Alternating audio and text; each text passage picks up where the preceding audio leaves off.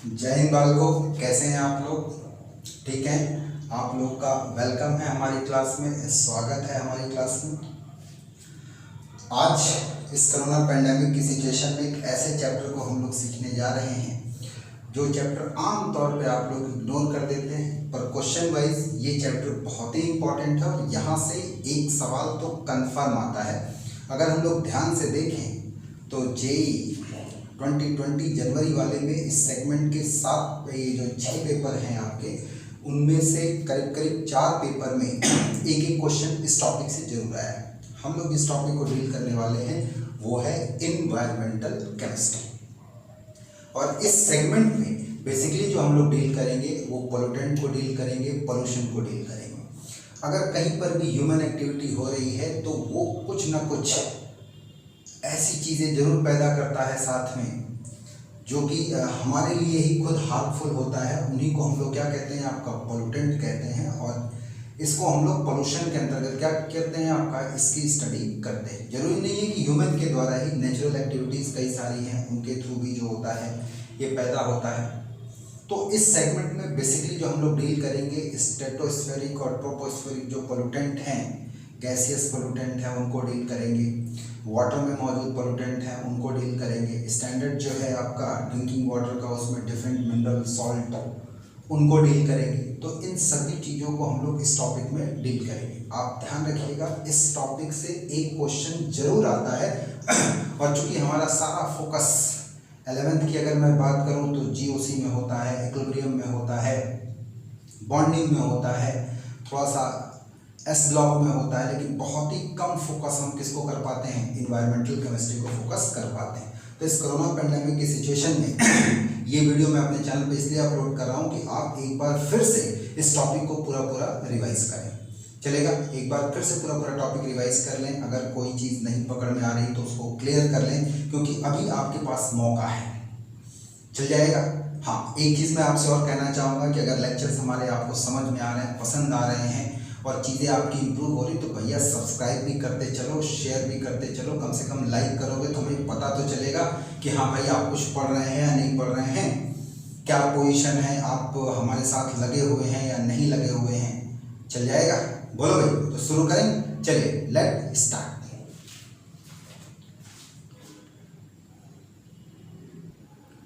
अब अगर हम लोग थोड़ा सा एटमॉस्फेयर का कंपोजिशन देखें तो पहली बात तो एटमॉस्फेयर है क्या।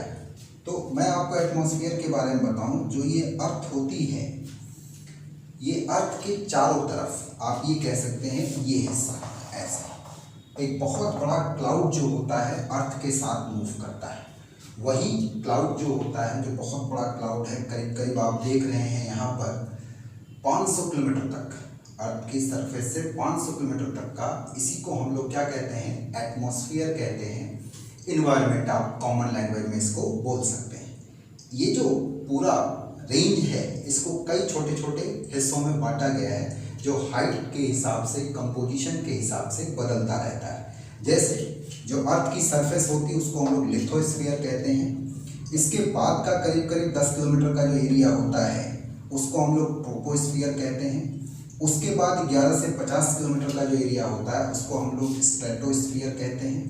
उसके बाद 50 से 85 किलोमीटर का जो एरिया होता है वो मीजोस्फीयर कहलाता है। और 85 के बाद करीब करीब 500 किलोमीटर तक ये हिस्सा थर्मोस्फीयर कहलाता है। चलेगा। जो ह्यूमन एक्टिविटी होती है वो मोस्टली ट्रोपोस्फीयर, स्ट्रेटोस्फीयर में ही पाई जाती है। मीजो या थर्मोस्फीयर में ह्यूमन एक्टिविटी बड़ी कम होती है।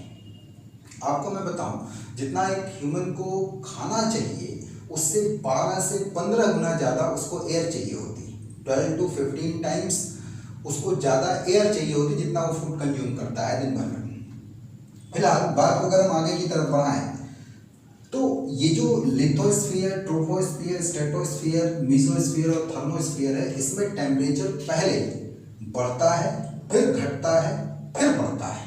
चलेगा। आप देख सकते हैं कि ट्रोपोस्फीयर में जो टेम्परेचर का रीजन है वो 15 डिग्री से लेकर के 56 डिग्री तक का है, जबकि स्ट्रेटोस्फीयर में ये टेम्परेचर 56 डिग्री से -2 डिग्री तक जाता है।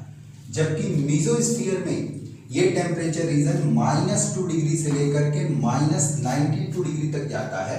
और थर्मोस्फीयर में ये -92 डिग्री से लेकर के 1200 डिग्री टेम्परेचर तक जाता है। तो हमने यहाँ पे टर्म दिया हुआ है इन्वर्जन टेम्परेचर। तो इन्वर्जन टेम्परेचर का क्या मतलब होता है? इन्वर्जन टेम्परेचर से हमारा मतलब ये है कि जब हम अर्थ सरफेस से ऊपर की तरफ चलते हैं, हाइट की तरफ चलेंगे, तो उसका टेम्परेचर बढ़ेगा फिर घटेगा, एंड देन क्या करेगा आपका, बढ़ेगा, पहले घटेगा, फिर घटेगा, देन बढ़ेगा, चलेगा। तो ये जो ट्रेंड होता है, इसी को हम लोग एटमॉस्फेयर के लिए कौन सा टर्म बोलते हैं? इन्वर्जन टेम्परेचर कहते हैं, चलेगा। ह्यूमन एक्टिविटी मोस्टली जो आपको देखने के लिए मिलेगी वो स्ट्रेटोस्फीयर और ट्रोपोस्फीयर रीजन में देखने को मिलती है। ये इस रीजन में देखने के लिए मिलती है। और ये जो टोटल अगर आप इसका मास देखेंगे तो near about 50 to 10⁴ metric ton mass के रूप में ये होता है। ह्यूमन एक्टिविटी जिस पर कि हमें पोल्यूशन देखने के लिए मिलता है, वो बेसिकली दो लेयर में हमको देखने के लिए मिलेगा, ट्रोपोस्फेरिक लेयर और क्या चीज़ आपका स्ट्रेटोस्फेरिक लेयर। हम चाहें तो इन लेयर में पाए जाने वाले पोल्यूशन को, पोल्यूटेंट को दो तरीके से बांट सकते हैं, 1 डिग्री 2 डिग्री, और दूसरा बंटवारा हम कर सकते हैं एयर पोल्यूटेंट और पार्टिकल पोल्यूटेंट के रूप में। चलिए तो इसको आगे देखते हैं।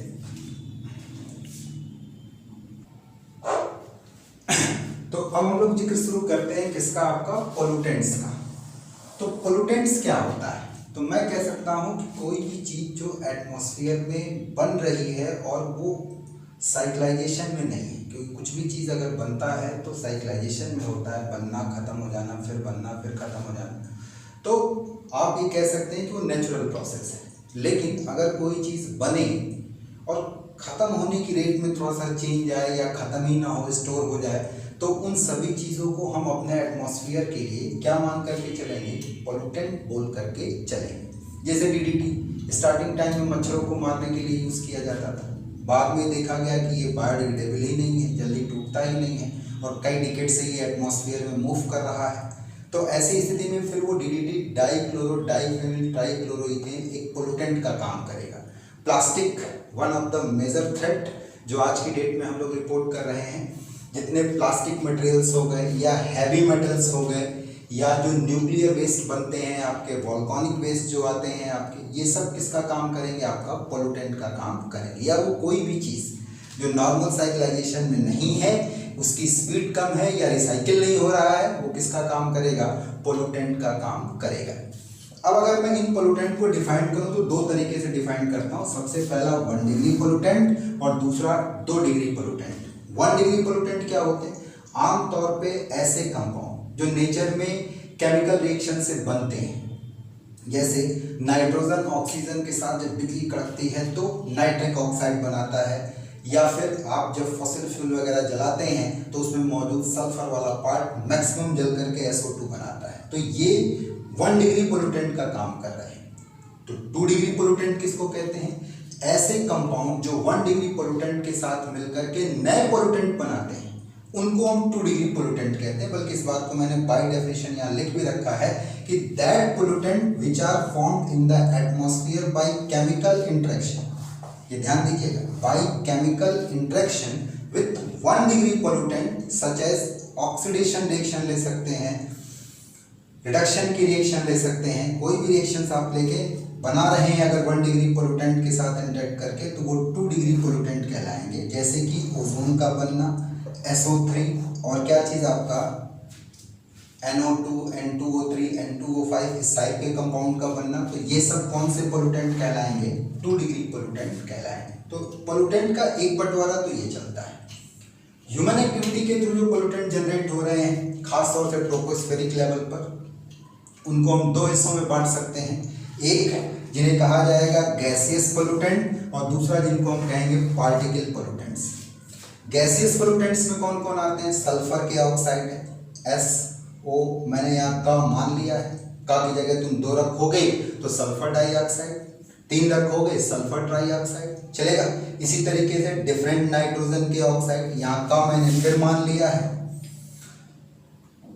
CO का मतलब कार्बन, यहाँ 1 रखोगे तो कार्बन मोनोऑक्साइड, 2 रखोगे तो कार्बन डाइऑक्साइड, C3O2 रख दोगे तो सब oxide of carbon. Many H2S हो गया, हाइड्रोकार्बन हो गया, ओजोन हो गया, तो ये सब क्या है आपके गैसियस पोल्यूटेंट के रूप में कंसीडर किए जाएंगे ट्रोपोस्फेरिक पोल्यूटेंट्स में। जबकि पार्टिकल पोल्यूटेंट्स कौन कौन से हैं? ये मिस्ट है, डस्ट है, फॉग है, स्मोक है। स्मोक है, स्मोक हम कहते हैं जब फॉग और स्मोक दोनों को मिला दिया जाता है। Smoke plus fog is known as smoke. तो mist, dust, fog, smoke, smoke ये सब किस में आएंगे? आपके पार्टिकल पोल्यूटेंट्स में आते हैं। तो हम लोगों ने यहाँ पे पोल्यूटेंट का दोनों प्रकार का बंटवारा देख लिया, 1 डिग्री 2 डिग्री भी, और ट्रोपोस्फेरिक में हम लोगों ने गैसियस पोल्यूटेंट और क्या चीज़ आपका पार्टिकल पोल्यूटेंट्स हमने देखा। अब एक एक को हम लोग पढ़ते हैं कि ये कैसे बनते हैं, क्या रिएक्शन होती है, क्या इनकी वजह से इफेक्ट हमको देखने के लिए मिलते हैं। चलिए तो सबसे पहले हम लोग सल्फर के जो ऑक्साइड्स होते हैं उससे क्या प्रॉब्लम्स होती है उसको डील करेंगे। तो अगर हम लोग ट्रोपोस्फेरिक पोल्यूशन में बात करें गैसेस पोल्यूटेंट की, तो सल्फर के ऑक्साइड एक बड़ा ही इंपॉर्टेंट रोल प्ले करते हैं। SO अगर 2 हो गया तो सल्फर डाइऑक्साइड, 3 हो गया तो सल्फर ट्राइऑक्साइड, इसलिए हमने यहाँ पे कम मान लिया। तो सबसे पहले तो ये एटमॉस्फेयर में बनते कैसे हैं, तो इस बात को मैंने बताया है by burning of fossil fuels which contain क्या आपका सल्फर।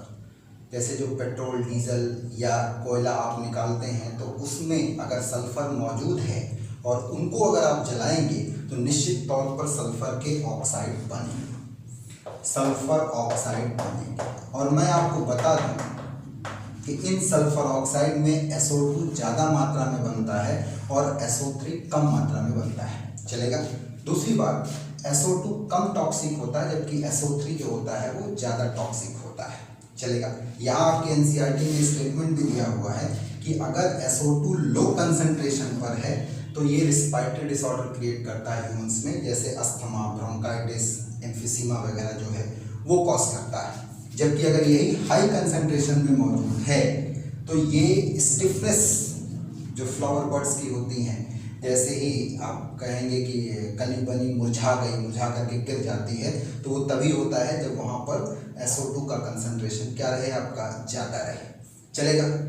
हाँ, आप ये कह सकते हैं कि SO3 अगर ज़्यादा टॉक्सिक है तो ये भी तो मौजूद रहता है, ये कैसे बनता है? तो इसके बनने का तरीका ये होता है कि सल्फर डाइऑक्साइड ऑक्सीजन से स्लोली रिएक्ट करके सल्फर ट्राइऑक्साइड बनाती है। ये रिएक्शन बड़ी ही स्लो होती है, लेकिन अगर एटमॉस्फेयर में 3 चीज़ें हैं, 3 चीज़ों से मतलब सबसे पहला है पार्टिकुलेट मैटर, जिसको आप PM कह सकते हैं। PM मतलब प्राइम मिनिस्टर, नहीं, पार्टिकुलेट मैटर। तो अगर एटमॉस्फेयर में ये मौजूद है तो ये रिएक्शन थोड़ा सा एक्सेलरेट कर जाती है, फास्ट हो जाती है और बड़ी तेजी से SO2 O2 के साथ जुड़ करके SO3 देता है। या फिर एटमॉस्फेयर में ओजोन मौजूद रहे या H2O2 मौजूद रहे, ये दोनों अगर मौजूद हैं तो भी ये बड़ी तेजी से SO2 को किस में बदल देंगे? आपका SO3 में बदल देते हैं। H2O2 तो इसको सल्फ्यूरिक एसिड में बदलता है जो कि लाइट के द्वारा डिग्रेड करके फिर SO3 और वाटर वेपर क्रिएट करेगा। तो SO2 से SO3 का बनना स्लो प्रोसेस होती है, लेकिन पार्टिकुलेट मैटर स्पेशली ये अगर है तो ये प्रोसेस को फास्ट कर देता है, यानी एटमॉस्फेयर के टॉक्सिसिटी सल्फर के ऑक्साइड को लेकर के क्या करेगी? आपका बढ़ जाएगी। और मैं आपको बता दूं बालकों कि SO3 को हल्के में मत लेना, जैसे ही एटमॉस्फेयर की वेपर को पाएगा सल्फ्यूरिक एसिड में बदल जाता है, और ये वही सल्फ्यूरिक एसिड है जो कि एसिड रेन का मेन कंपोनेंट है, मेन कंपोनेंट ऑफ क्या चीज? Acid rain. चल जाएगा? बोलो भाई। अब हम लोग आते हैं नाइट्रोजन के ऑक्साइड्स पर। ट्रोपोस्फेरिक गैसियस पोल्यूटेंट में अगर हम लोग दूसरे वाले पे बात करें, नाइट्रोजन के ऑक्साइड्स पर बात करें, तो हमने नाइट्रोजन के ऑक्साइड के लिए जनरल फार्मूला NO का लिखा हुआ। अगर यहाँ 1 रखेंगे तो नाइट्रिक ऑक्साइड, 2 रखेंगे नाइट्रोजन डाइऑक्साइड, यहाँ 2 और यहाँ 1 रखेंगे डाई नाइट्रोजन मोनोऑक्साइड, यहाँ 2 यहाँ 3 रखेंगे डाई नाइट्रोजन ट्राइऑक्साइड, यहाँ 2 यहाँ 4 रखेंगे डाई नाइट्रोजन टेट्राऑक्साइड, यहाँ 2 और यहाँ 5 रखेंगे डाई नाइट्रोजन पेंटाऑक्साइड। लेकिन यहाँ पर जो मुद्दा है कि इन सभी ऑक्साइड में सबसे जो इम्पोर्टेंट हमारे लिए है पोल्यूटेंट के लिहाज से वो है नाइट्रोजन डाइऑक्साइड NO2। ये मेन है इन सभी में। बनता ये दो तरीके से, अगर ये नेचुरली बने, लिमिटेड अमाउंट में बने, तो ये बहुत ही इम्पॉर्टेंट आप कह सकते हैं कंपाउंड है, जो कि हमारे लिए पोल्यूटेंट नहीं बल्कि यूजफुल है।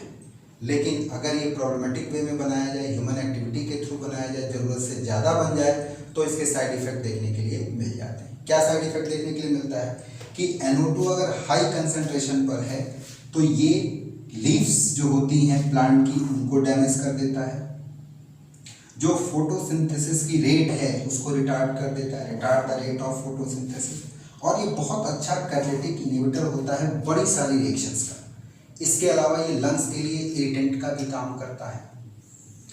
इसके अलावा ये आँखों में आप देखेंगे कि रेड पैचेस आ जाते हैं, पानी गिरने लगता है, इरिटेशन का काम करना शुरू करता है। अब नेचुरली कैसे बेनिफिशियल है हमारे लिए, हम ये देख लेते हैं। तो नेचुरली ये तब बनता है जबकि एटमॉस्फेयर में मौजूद नाइट्रोजन और डाई नाइट्रोजन और डाई ऑक्सीजन जब लाइटनिंग होती है, बिजली कड़कती है या हाई पोटेंशियल करंट, हम तो एटमॉस्फेयर में बिजली कड़कते हुए देखते हैं, और उस बिजली के कड़कने पर करीब करीब 1400 से लेकर के 1500 केल्विन का टेम्परेचर जनरेट होता है। इस टेम्परेचर पर ही इन डायटोमिक स्पीसीज के अंदर बने हुए ये बॉन्ड टूटते हैं, और टूटते हैं तो डिफरेंट टाइप के ऑक्साइड बनते हैं। इसमें मोस्टली जो सबसे पहले बनता है, सबसे ज़्यादा अमाउंट में बनता है, वो नाइट्रिक ऑक्साइड होता है। चूँकि ये बेहद हाई टेम्परेचर पे बना हुआ ऑक्साइड है और एटमॉस्फेयर में अभी भी ऑक्सीजन मौजूद रहती है, तो जिस टेम्परेचर पर ये बनता है ये टेम्परेचर सफिशिएंट है इसके साथ रिएक्ट करने के लिए। तो नाइट्रिक ऑक्साइड ऑक्सीजन से रिएक्ट करके नाइट्रोजन डाइऑक्साइड में कन्वर्ट हो जाती है। ये नाइट्रोजन डाइऑक्साइड जब वाटर के साथ घुलता है तो नाइट्रिक ऑक्साइड और नाइट्रिक एसिड देता है, HNO3 देता है। ये नाइट्रिक एसिड बरसात के पानी के साथ ज़मीन पर आता है और ज़मीन पे मौजूद जो डिफरेंट टाइप के कैटायन होते हैं like calcium, magnesium, strontium, barium, उनके साथ मिलकर के उनके नाइट्रेट बनाता है। और ये नाइट्रेट कैसे काम करते हैं, एज ए फर्टिलाइजर के रूप में काम करते हैं प्लांट्स के लिए। तो यूजफुल हुआ नहीं। लेकिन अगर किसी तरीके से NO2 का कंसंट्रेशन एटमॉस्फेयर में बढ़ जाए तो क्या क्या दिक्कतें चालू हो जाती हैं, पत्तियां झड़ने लगती हैं, फोटोसिंथेसिस धीमा हो जाता है। आप ये कहेंगे कि कैटालिटिक इनहिबिटर का कई रिएक्शंस के लिए काम करता है, और इसका कंसंट्रेशन एटमॉस्फेयर में बढ़ता कैसे है, प्रॉब्लम कैसे आती है। तो ये हम फॉसिल फ्यूल जला करके हम लोग जो है अपने ऑटोमोबाइल सेक्टर को पूरा चला रहे हैं। जहाज है, बाइक है, कार है, ट्रेन है, बस है, ऑल ओवर वर्ल्ड में। तो इतना ज़्यादा जब आपका हाइड्रोकार्बन जलता है तो हाइड्रोकार्बन में मौजूद जो नाइट्रोजन वाला पार्ट है वो स्पार्किंग टेम्परेचर पर जब आपका स्पार्क करता है तो ये नाइट्रोजन ऑक्सीजन के साथ रिएक्ट करके नाइट्रिक ऑक्साइड बनाता है करीब 1400 से 1500 केल्विन पर। जिस टेम्परेचर पर ये नाइट्रिक ऑक्साइड बनती है एटमॉस्फेयर में मौजूद ऑक्सीजन से रिएक्ट करके ये नाइट्रोजन डाइऑक्साइड में बदल जाती है।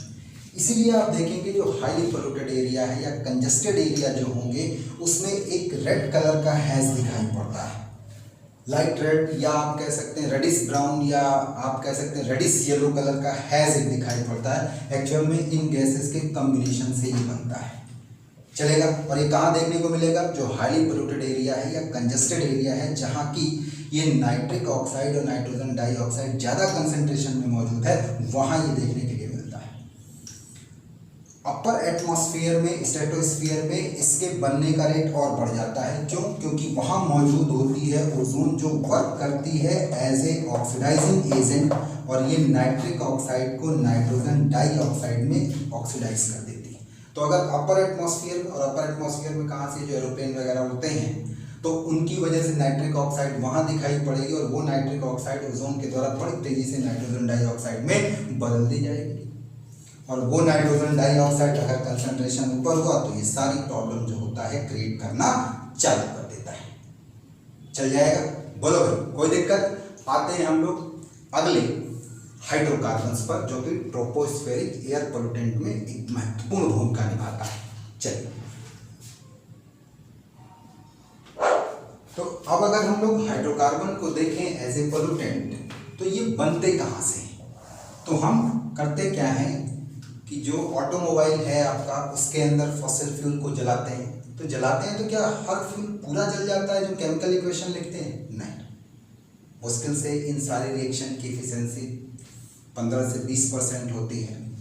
बाकी आप ये देखेंगे कि हाइड्रोकार्बन ऐसे ही बिना जले हुए ही आपके ऑटोमोबाइल से बाहर आ गया, या आप केरोसिन वगैरह जलाते हैं तो वहाँ से बाहर आ गया और उसका कंटेंट एटमॉस्फेयर में बढ़ना चालू हो जाता है। जब उसका कंटेंट बढ़ना चालू होता है तो हमारे लिए किस तरीके से प्रॉब्लमेटिक है? वो कैंसर कॉज करता है, कार्सिनोजेनिक है, प्लांट्स में एजिंग को प्रमोट करता है, जल्दी प्लांट बड़े हो जाते हैं, ब्रेकडाउन ऑफ टिश्यूज, साथ में आप कहेंगे कि जल्दी पत्तियां, फूल और टहनियाँ, ट्विग्स गिर जाते हैं अगर इसका कंसंट्रेशन क्या करे आपका बढ़े। तो हाइड्रोकार्बन का जो मेन कंसंट्रेशन बढ़ाने का काम होता है वो ऑटोमोबाइल से होता है, क्योंकि ऑटोमोबाइल्स ऑल ओवर इंडिया में बहुत ज़्यादा यूज़ किया जाता है, बहुत ज़्यादा फॉसिल्स बर्न किए जाते हैं उसमें, आप पेट्रोल के रूप में, डीजल के रूप में, फाइन पेट्रोल के रूप में। तो उन सभी की बर्निंग पर जो पार्ट बर्न हो गया वो तो ठीक, लेकिन जो अनबर्न पार्ट है वो एज ए हाइड्रोकार्बन एटमॉस्फेयर में क्या होता है आपका इकट्ठा होता है, और उसके फलस्वरूप हमें इतनी प्रॉब्लम्स देखने के लिए मिलती हैं। चलेगा, अब हम लोग ट्रोपोस्फेरिक पोल्यूशन में बात करेंगे कार्बन के ऑक्साइड्स की, स्पेशली कार्बन मोनोऑक्साइड और कार्बन डाइऑक्साइड, और साथ में डील करेंगे ग्रीन हाउस इफेक्ट को। चलिए अब हम लोग बात करेंगे ट्रोपोस्फेरिक पोल्यूटेंट में, गैसियस पोल्यूटेंट में कार्बन के ऑक्साइड्स की। तो जनरल फार्मूला हमने कार्बन के ऑक्साइड का CO का दिया है, जिसमें हम दो ऑक्साइड को मेनली डील करेंगे, एक कार्बन मोनोऑक्साइड को, कार्बन मोनोऑक्साइड को, और दूसरा डील करेंगे कार्बन डाइऑक्साइड को। चलेगा, तो ये जो कार्बन मोनोऑक्साइड होता है ये कैसे बनता है? इन दोनों ही कार्बन के ऑक्साइड के लिए जो मेजर कंट्रीब्यूशन है वो फॉसिल फ्यूल से आता है। फॉसिल फ्यूल मतलब पेट्रोल, डीजल, केरोसिन, ये सब जो हम जलाते हैं उनसे बनता है। तो फॉसिल फ्यूल में मौजूद जो कार्बन वाला पार्ट है अगर इनकम्प्लीट बर्न हुआ तो वो कार्बन मोनोऑक्साइड में दिखाई पड़ेगा पेट्रोल डीजल से। या जो कोक होता है, कोयला होता है, उस पर अगर इनसफिशिएंट ऑक्सीजन के साथ हम बर्न कर रहे हैं तो भी कार्बन मोनोऑक्साइड बनता है। लकड़ी जलाते हैं, फायरवुड्स, तो भी कार्बन मोनोऑक्साइड बनेगा। और ये कार्बन मोनोऑक्साइड अदर तरीके से बनता है, नेचुरली ये मीथेन के ऑक्सीडेशन से आता है। चलेगा, या फिर आप ये कह सकते हैं कि इसका ज़्यादा कंसंट्रेशन कहाँ से निकलेगा? आपका ऑटोमोबाइल जो एग्जॉस्ट होते हैं उसमें दिखाई पड़ता है। समस्या क्या है आखिर में कार्बन मोनोऑक्साइड को लेकर के? समस्या ये है कि कार्बन मोनोऑक्साइड हमारे ब्लड में मौजूद हीमोग्लोबिन के साथ बड़ी तेजी से जुड़ता है और कंपाउंड बनाता है कार्बोक्सी हीमोग्लोबिन। ये कार्बोक्सी हीमोग्लोबिन सिनर्जिक बॉन्ड के थ्रू बनता है, यानी ये कार्बन अपना लोन पेयर हीमोग्लोबिन के सेंट्रल मेटलाइन यानी फेरस को देता है, और फेरस फिर लोन पेयर कार्बन मोनोऑक्साइड को देता है, यानी ड्यूअल बॉन्डिंग होती है, सिनर्जिक बॉन्डिंग होती है। तो जब सिनर्जिक बॉन्डिंग होगी तो ये कॉम्प्लेक्स बड़ा मजबूत बनेगा और करीब करीब ये 300 टाइम्स, आप देखिए 300 times more stable then oxy haemoglobin complex. ये जो ऑक्सीजन हीमोग्लोबिन के साथ बनता है, एक्चुअली होता क्या है कि लंग सरफेस पे जहाँ ऑक्सीजन का कंसंट्रेशन ज़्यादा होता है तो वो हीमोग्लोबिन के साथ जुड़ जाता है और जुड़ करके टिश्यू में पहुँचता है। वहाँ ऑक्सीजन का कंसंट्रेशन कम होने पर ये टूट जाता है, ऑक्सीजन अलग हीमोग्लोबिन अलग हो जाता है। फिर वो रिसाइकिल के थ्रू, ब्लड के थ्रू हीमोग्लोबिन लंग सरफेस पे पहुँचता है और वो ऑक्सीजन को बाइंड करके टिश्यू तक ले करके जाता है। लेकिन अगर यही हीमोग्लोबिन बजाय ऑक्सीजन के साथ जुड़ने के कार्बन मोनोऑक्साइड के साथ जुड़े, इसके साथ जुड़ने की इसकी प्रोबेबिलिटी ज़्यादा है, क्योंकि यहाँ बनने वाला बॉन्ड बेहद मजबूत है। चलेगा, तो हम ये पाते हैं कि अगर एटमॉस्फेयर में इसका कंसंट्रेशन बढ़ रहा है तो ब्लड में अगर ये 3 से 4% के आसपास अगर पहुंच गया तो ब्लड की ऑक्सीजन ले जाने की कैपेसिटी एकदम से घट जाती है, कम होने लगती है आपका। और इसके कम होने के साथ साथ हमें जो प्रॉब्लम दिखती है, सर दर्द दिखाई पड़ना शुरू हो जाता है, हेडेक, नर्वसनेस आनी शुरू हो जाती है, कार्डियोवैस्कुलर डिसीज हमको मिलती हैं, प्रीमेच्योर बर्थ या एबॉर्शन तक के चांसेस हो जाते हैं उन प्रेग्नेंट लेडीज़ में जो स्मोक कैरी करती हैं या स्मोकिंग करती हैं आपका। क्योंकि जब स्मोकिंग आप करेंगे तो आपके लंग्स में कार्बन डाइऑक्साइड या अदर उसके साथ साथ कार्बन मोनोऑक्साइड का भी ठीक ठाक कंसंट्रेशन रहता है, जो कि ब्लड में कार्बन मोनोऑक्साइड के कंसंट्रेशन को बढ़ा देगा और उसके बढ़ने का नतीजा आपको प्रीमेच्योर बर्थ या एबॉर्शन देखने को मिलेगा प्रेग्नेंट लेडीज के केस में। तो ये प्रॉब्लम्स आती है हमको कार्बन मोनोऑक्साइड को लेकर के। चलेगा, बात को आगे बढ़ाते हैं कार्बन डाइऑक्साइड के केस में। तो कार्बन डाइऑक्साइड का भी जो मेन सोर्स है वो आपके फॉसिल फ्यूल ही है। पेट्रोल डीजल जो ऑटोमोबाइल सेक्टर हमारा चल रहा है उसमें बर्निंग की वजह से ये बनते हैं। साथ ही साथ आप जो बायोलॉजिकल स्पीसीज हैं वो रिस्पायरेशन अगर कर रही हैं तो वो भी अपने एग्जॉस्ट में CO2 गैस को निकालते हैं। या हम सीमेंट जब बनाते हैं तो उस समय लाइमस्टोन को ब्रेक किया जाता है कैल्शियम ऑक्साइड पाने के लिए, तो ऐसी स्थिति में भी ठीक ठाक कार्बन डाइऑक्साइड निकलता है। जब आपकी ज्वालामुखी फटता है, वोल्केनिक इरप्शंस होते हैं, तब भी आपका CO2 एटमॉस्फेयर में ठीक ठाक बढ़ जाता है। एक नेचुरल कंडीशन में कार्बन डाइऑक्साइड का कंसंट्रेशन 300 ppm होना चाहिए या 0.03% बाई वॉल्यूम होना चाहिए। तो ऐसी स्थिति को हम नेचुरल कंडीशन मानते हैं। नेचुरल इसलिए मानते हैं क्योंकि जो भी कार्बन डाइऑक्साइड एटमॉस्फेयर में मौजूद है वो प्लांट के द्वारा ऑर्गेनिक प्रोडक्ट में कन्वर्ट कर दी जाएगी, जैसे ग्लूकोज हो गया, सुक्रोज हो गया, फ्रक्टोज हो गया, डिपेंडिंग अपॉन अलग अलग प्लांट का अलग अलग हैबिट है। समस्या कहाँ शुरू होती है? समस्या यहाँ शुरू होती है कि कार्बन डाइऑक्साइड जो एटमॉस्फेयर में मौजूद है और जो प्लांट फोटोसिंथेसिस के थ्रू ऑर्गेनिक प्रोडक्ट बनाते हैं उनके बीच में एक रिलेशन है कि फोटोसिंथेसिस से जहाँ ऑर्गेनिक प्रोडक्ट बनता है वहीं रिस्पायरेशन से दोबारा से ये CO2 बनती है। ये एक इक्विलिब्रियम में मौजूद है और ये कोई कंडीशन हमारे लिए खराब नहीं है। लेकिन समस्या कहाँ खड़ी हुई? जब हमने डिफॉरेस्टेशन करना चालू किया, जब हम लोगों ने जंगलों को काटना शुरू किया, प्लांट्स कम होने शुरू हुए, ऑटोमोबाइल सेक्टर को बढ़ाना शुरू किया, गाड़ियों को खूब संख्या में बढ़ाना शुरू किया, तो ऐसी स्थिति में CO2 बढ़ने लगी और इसका कन्वर्जन ऑर्गेनिक प्रोडक्ट में घटने लगा, यानी एटमॉस्फेयर में CO2 का कंटेंट बढ़ने लगा। तो जब एटमॉस्फेयर में CO2 का कंटेंट बढ़ने लगा तो उससे दो प्रॉब्लम क्रिएट हुई। सबसे पहले प्रॉब्लम ये क्रिएट हुई कि इसने इस इक्विलिब्रियम को डिस्टर्ब किया, जिस पर कि ग्लोबल वार्मिंग देखने को मिलती। आप अक्सर सुनते होंगे कि ग्लेशियर्स बहुत तेजी से पिघल रहे हैं, सी का लेवल बढ़ रहा है। तो ये सब किसके कंसर्न है? आपके ग्लोबल वार्मिंग के कंसर्न है, ग्रीन हाउस इफेक्ट के कंसर्न है। आप अभी एक टॉपिक को हम डील करेंगे, ग्रीन हाउस इफेक्ट और ग्लोबल वार्मिंग चल जाएगा। यहाँ तक की बात पकड़ में आए तो थोड़ा सा बात करते हैं ग्लोबल वार्मिंग और ग्रीन हाउस इफेक्ट पर। अब अगर हम लोग ग्लोबल वार्मिंग की बात कर लें तो मैं आपको बताऊं एक्चुअल में होता क्या है कि अर्थ की सरफेस पर सन से हीट आती है, ठीक है, एनर्जी आती है ऐसे। तो जो भी अर्थ के एटमॉस्फेयर में ये एनर्जी आती है इसका 75% हिस्सा करीब करीब इसमें एब्जॉर्ब हो जाता है और बाकी का 25% हिस्सा बैक कर जाता है, रेडिएट बैक हो जाता है। तो मैंने इस बात को बताया भी है कि 75% solar energy reaching the earth is absorbed by earth surface, करीब करीब 75% हिस्सा आके रह जाता है।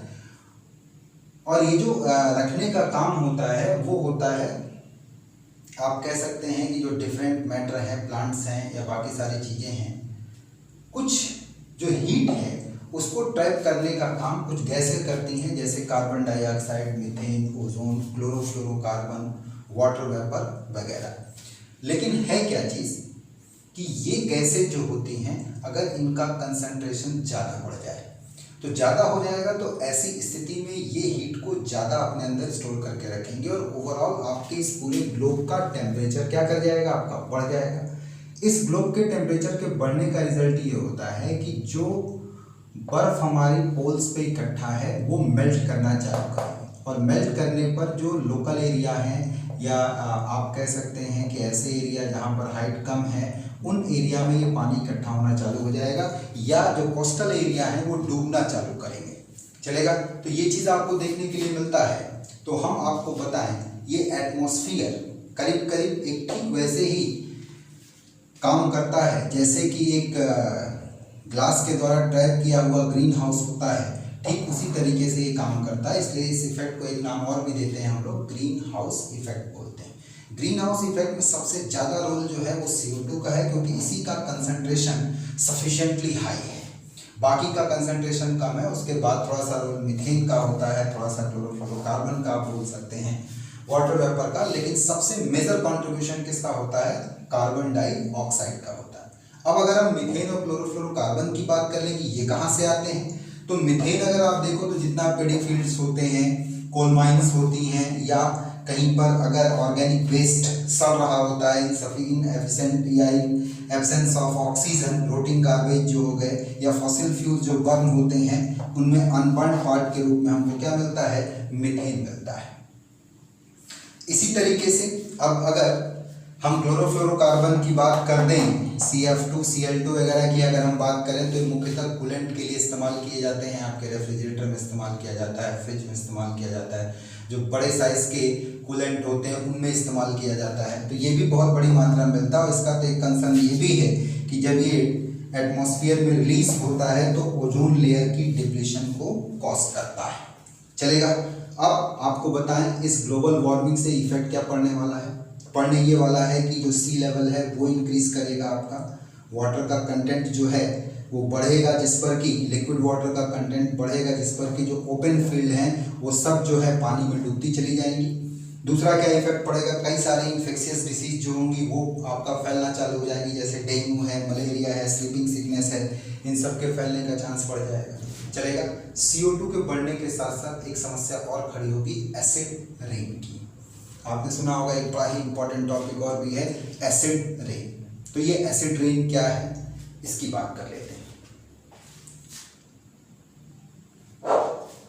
तो ध्यान दें आप लोग, अब अगर हम एसिड रेन वाले टॉपिक पर बात करने जा रहे हैं तो एक्चुअल में जो नेचुरल रेन होगी, जो एकदम पोल्यूटेंट फ्री एटमॉस्फेयर में जो रेन आती है, उसका pH नियर टू 5.6 होता है, ये एसिडिक होता है।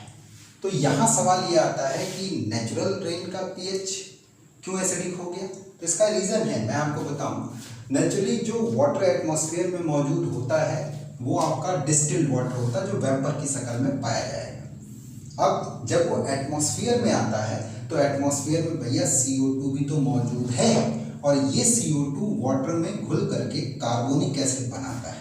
आप जानते हैं कि कार्बोनिक एसिड एक वीक एसिड है जो दो तरीके का डिसोसिएशन या दो तरीके के आयोनाइजेशन को शो करेगा, एक H+ और बाइकार्बोनेट में, और दूसरा 2H+ और क्या आपका कार्बोनेट में। लेकिन ये दोनों आयोनाइजेशन एक बात कंफर्म करता है कि डिस्टिल्ड वाटर जिसमें कि H+ और OH- का कंसंट्रेशन आपस में बराबर था और pH 7 था, अब अगर वो इसमें मौजूद है तो निश्चित तौर पर H+ आयन कंसंट्रेशन सॉल्यूशन का बढ़ जाएगा, pH घट जाएगा, और ये pH वैल्यू कितना होगा? 5.6 होगा। तो जो पानी आपका बरसता है अगर उसको आप हाथ में लेंगे तो उसका pH कितना मिलेगा? 5.6 मिलेगा, अगर वो नॉर्मल रेन है तो। समस्या कहाँ खड़ी होती? समस्या तब खड़ी होती है जब हम एसिड रेन की बात करते हैं। एक्चुअल में वो पोल्यूटेड एटमॉस्फेयर जिसमें कि CO2 के साथ साथ बड़ी कंसंट्रेशन में, ज़्यादा अमाउंट में CO2 और NO2, CO2 के साथ में NO2 और SO3 भी मौजूद है। ये मेजर कंट्रीब्यूट करते हैं एसिड रेन को। तो अगर जहाँ पर इंडस्ट्रीज लगी होती हैं या ऑटोमोबाइल एग्जॉस्ट बहुत ज़्यादा है, उन सब जगहों पर आप ये देखेंगे कि इनका कंसंट्रेशन बढ़ा रहेगा। तो अब जब वाटर आएगा तो ये गैसेस भी इसमें घुलेंगी अलॉन्ग विथ क्या? आपका कार्बन डाइऑक्साइड, और ये डिफरेंट टाइप के ऑक्सी एसिड्स का फॉर्मेशन होगा, जो एचाइन कंसंट्रेशन को केवल कार्बन डाइऑक्साइड के द्वारा ही नहीं बल्कि इन ऑक्सी एसिड के द्वारा भी बढ़ाया जाएगा, जिस पर कि इसका pH 5.6 से घट जाएगा। और जब pH 5.6 से घट जाता है तो ऐसा वाटर एसिडिक वाटर कहलाएगा, और अगर रेन की शक्ल में आ रहा है तो एसिडिक रेन इसको हम लोग बोलते हैं। नॉर्मली 3.5 to 5.6 तक इसका pH मतलब 3.5 तक चला जाता है, और इसी को हम लोग एसिड रेन कहते हैं। तो जो बरसात उन एरिया में हो रही है जहां NO2 और SO3 का कंसंट्रेशन ज़्यादा है, वहां आप देखेंगे कि pH बरसने वाले पानी का कितना पहुंच जाता है? करीब 3.5 के आसपास पहुंच जाता है। खासतौर से जो बेहद इंडस्ट्रियल एरियाज़ होते हैं जहाँ बहुत सारी फैक्ट्रियाँ होती हैं जिनमें कि फॉसिल फ्यूल को जलाया जा रहा होता है, या ऑटोमोबाइल एग्जॉस्ट बहुत ज़्यादा बन रहा हो, कंजस्टेड एरिया हो, बहुत ज़्यादा ऑटोमोबाइल्स हों, तो उन सब जगहों पर स्पेशली देखने को मिलता है। केमिस्ट्री क्या है इसके पीछे की भाई? Chemistry behind acid rain. तो एसिड रेन के लिए मेनली जो गैसेस रिस्पॉन्सिबल हैं वो SO3 और NO2 है। और ये गैसेस बनती कैसे हैं? खासतौर से अगर स्पेशली मैं बात करूं SO3 की मैं बात करूं तो ये आपका फॉसिल फ्यूल के जलने पर हाइड्रोकार्बन, कोल तार या नाइट्रोजन कंपाउंड, नाइट्रोजनस कंपाउंड में अगर ये मौजूद है सल्फर, तो ये मेनली SO2 के रूप में दिखाई पड़ेगा। और ऑटोमोबाइल एग्जॉस्ट से मेनली हमको नाइट्रोजन के ऑक्साइड मिलते हैं। चलेगा।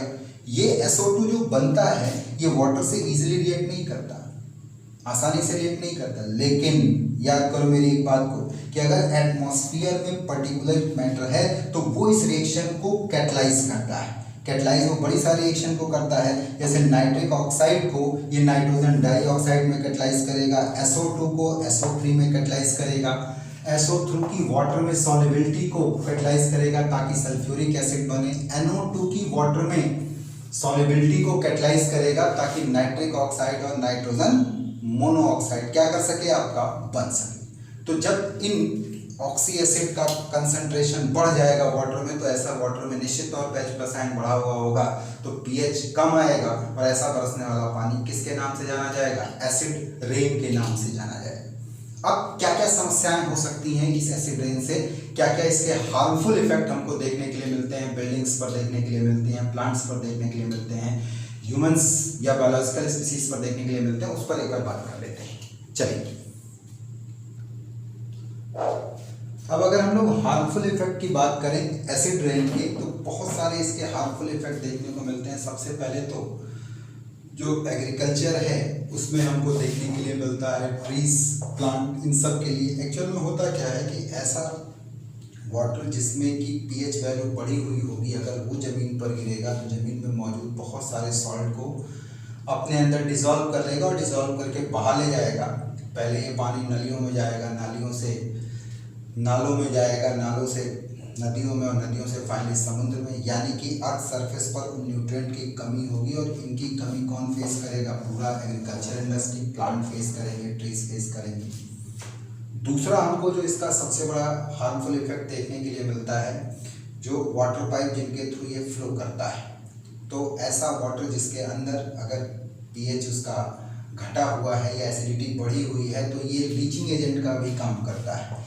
ये जो मेटल के पाइप होते हैं उनमें मौजूद मेटल को डिसॉल्विंग वाटर में आप कह सकते हैं डिसॉल्व कर लेगा, जिससे कि वाटर में हैवी मेटल का कंसंट्रेशन बढ़ जाता है। इसी घटना को हम लोग लीचिंग कहते हैं। केमिकल ट्रीटमेंट के थ्रू अगर चलता है तो लीचिंग कहलाता है, जिस पर कि आयरन, लेड, कॉपर, इन सब का कंसंट्रेशन पोटेबल वाटर या ड्रिंकिंग वाटर में बढ़ जाएगा, जिसका रिजल्ट आपको कैंसर या अदर प्रॉब्लम्स के रूप में देखने के लिए मिलेगा। तीसरा जो आपके NCERT में एक बहुत बड़ा हार्मफुल इफेक्ट जो दिया गया है एसिड रेन का, वो है ताजमहल। ताजमहल आप जानते हैं संगमरमर से बना हुआ है, और ये 7 अजूबों में आता है, वर्ल्ड के 7 अजूबों में आता है। तो इसके ऊपर भी एसिड रेन की नज़र है। होता क्या है कि जो वाटर बरस रहा है, अगर उसके अंदर एसिडिटी है, pH वैल्यू घटा हुआ है, सल्फ्यूरिक वाला पार्ट मौजूद है, तो ये मार्बल के कैल्शियम कार्बोनेट बेसिकली इसी से बनता है, तो इससे ये रिएक्ट करके कैल्शियम सल्फेट वाटर और कौन सी गैस दे देगा? आपका CO2 गैस देगा, जिससे कि मार्बल करोड़ होना चालू हो जाएगा। ये चीज़ हमको आगरा में देखने के लिए मिला, जहाँ ताजमहल है। सबसे पहले 1995 में हमारी गवर्नमेंट एक्शन में आई, और उसने वहाँ मौजूद मथुरा रिफाइनरी को ऑर्डर किया कि नहीं भाई, आप फॉसिल फ्यूल सीधे नहीं इस्तेमाल करिए, आप उसकी जगह पे अदर मेजर्स को लीजिए, ठीक है। और बाद में उन्होंने एक पूरा प्रोजेक्ट बनाया जिसको हम लोग किसके नाम से जानते हैं? ताज ट्रेपेजियम के नाम से जानते हैं। तो आगरा, फिरोजाबाद या उसके अदर अगल बगल की जो बेल्ट है, उसमें करीब करीब 2000 ऐसी इंडस्ट्री जिसमें किस तरीके के वेस्ट मिलते थे और इसकी वजह से एसिड रेन बनता था, उनको शिफ्ट किया गया, या आप कह सकते हैं उनको चेंज किया गया। उनमें मौजूद जो जलाने वाला पार्ट था उसको लेकर के कि आप डायरेक्ट फॉसिल फ्यूल की बर्निंग नहीं कर सकते हैं, ताकि हम अपने मोमेंटों को क्या कर सकें, आपका कंपैरेटिवली सेव कर सकें। यही प्रोजेक्ट गवर्नमेंट का किसके नाम से जाना जाता है? ताज ट्रेपेजियम के नाम से जाना जाता है। चलेगा, तो this is all about gaseous pollutant जो कि ट्रोपोस्फेरिक लेवल पर पाए जाते हैं। अब हम अगले लेक्चर में बात करेंगे आपका पर्टिकुलेट पोल्यूटेंट की, जिसमें स्मोक वगैरह की बात होगी या फिर जो वाटर में पोल्यूटेंट मौजूद हैं उनकी बात होगी, थोड़ा ग्रीन केमिस्ट्री की बात होगी, तो नेक्स्ट लेक्चर में हम लोग करेंगे। उम्मीद करता हूँ कि आपको हमारा लेक्चर पकड़ में आ रहा होगा, पसंद आ रहा होगा, आपके जो ड्रॉबैक्स हैं वो फिलअप हो रहे होंगे, जो आपके लो फॉल्स हैं वो कुछ कम हो रहे होंगे और आप अपनी रैंक को लगातार इम्प्रूव करते चल रहे होंगे। तो भैया अगर आप नए हैं हमारे चैनल पर तो इसको सब्सक्राइब कर लीजिए ताकि हमारे जो भी वीडियो लेक्चर अपलोड हो रहे हैं वो आप तक पहुंचते रहें। और अगर पुराने हैं, आप लगातार चीज़ों के साथ जुड़े हुए हैं, तो एटलीस्ट कमेंट करिए, लाइक करिए, ठीक है, शेयर करिए ताकि ज़्यादा से ज़्यादा लोगों तक हमारा चैनल पहुंच सके। चलेगा, आज इतना ही रखते हैं। जय हिंद बाल को।